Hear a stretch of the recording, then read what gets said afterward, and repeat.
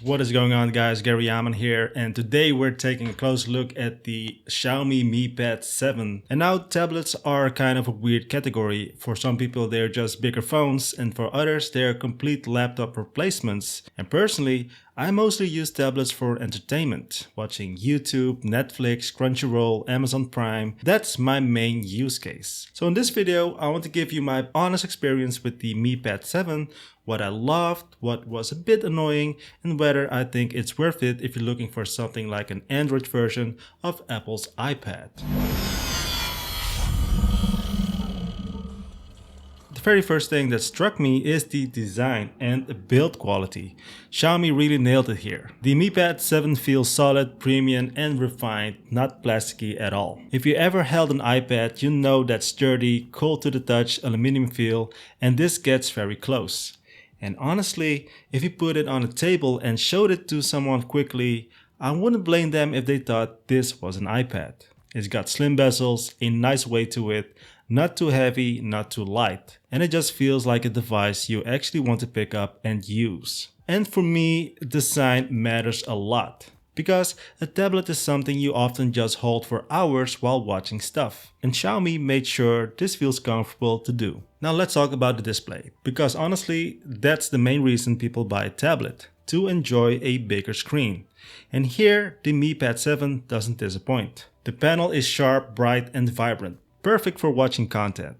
I watched some anime on Crunchyroll and the colors just popped. Netflix movies look cinematic, and even scrolling through social media or browsing the web feels smooth and enjoyable. And get this, guys, the Mi Pad 7 actually supports a refresh rate of up to 144 Hz. That's insane for a tablet at this price point. It makes animations, swiping and just everyday navigation feel super smooth. And once you get used to it, going back to a low refresh rate screen feels kinda sluggish. The speakers are also decent. Not quite iPad Pro level, but definitely good enough for watching shows without reaching for headphones.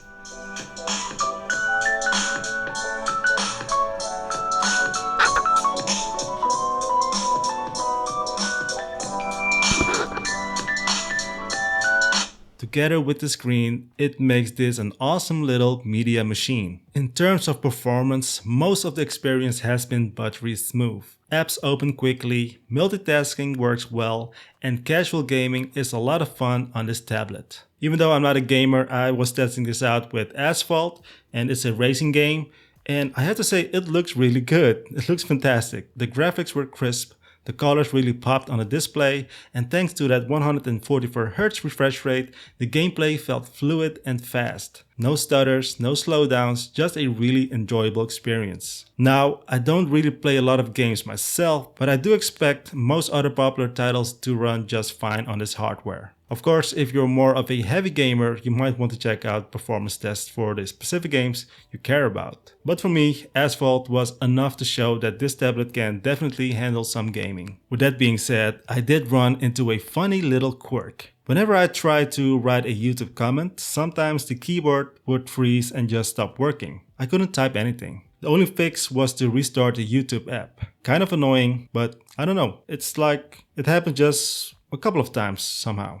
And even though it's not a deal breaker and more of a small software glitch, and hopefully Xiaomi can fix it with an update, but outside of that, the tablet has been working really well. So what do I personally use the Mi Pad 7 for? Well, pretty much the same thing I'd use an iPad for, and that is content consumption. For me, tablets are Netflix machines, YouTube machines, and sometimes ebook readers.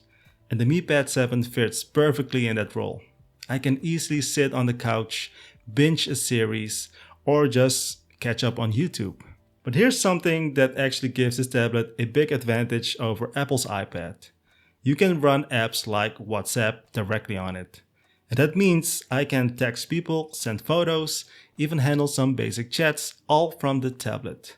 You just can't do that on an iPad. Another thing that really impressed me is the battery life. This thing easily lasts through a full day of heavy streaming, browsing and even some gaming like Asphalt. If you're just watching a couple of shows in the evening, you can get multiple days out of it. And charging it back up isn't painfully slow either. Alright, let's quickly talk about the cameras. Yes, it has them. Yes, they work. And here are some samples. But let's be honest guys, who actually takes photos or videos with a tablet? I think it looks kind of decent, right? Right? Unless you're scanning documents, the cameras are just there because they have to be there. So nothing special, but nothing terrible either. Alright guys, the conclusion, my final thoughts. The Xiaomi Mi Pad 7 is basically the Android iPad. Premium build quality, a sharp and vibrant display with up to 144Hz refresh rate, solid battery life, and the flexibility of Android apps like WhatsApp. Plus, it can handle games like Asphalt smoothly and probably most other games too, even if I personally don't game that much. On the iPad that is. Sure, there are some few small quirks, like the YouTube comment bug I mentioned, but overall this is a tablet I can easily recommend if you're looking for that iPad experience but don't want to be locked into Apple's ecosystem. Alright guys, that's been my review of the Xiaomi Mi Pad 7.